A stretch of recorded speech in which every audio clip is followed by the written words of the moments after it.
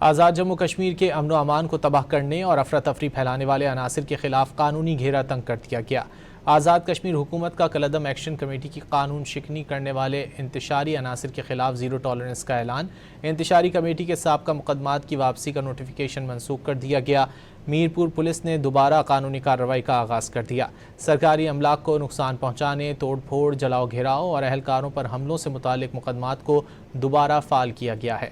آزاد Jammu Kashmir police تھانہ ڈڈیال 2024 میں assistant commissioner اور پولیس اہلکاروں پر حملے کے مقدمے کو بھی دوبارہ کھول دیا گیا ہے۔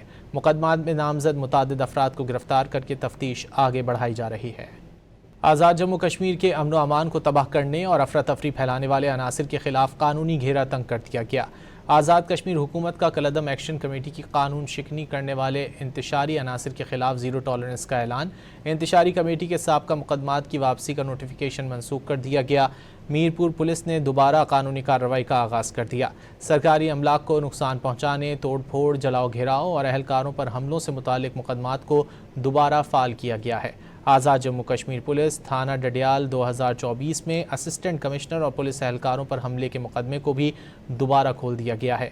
مقدمات میں نامزد متعدد افراد کو گرفتار کر کے تفتیش آگے بڑھائی جا رہی ہے۔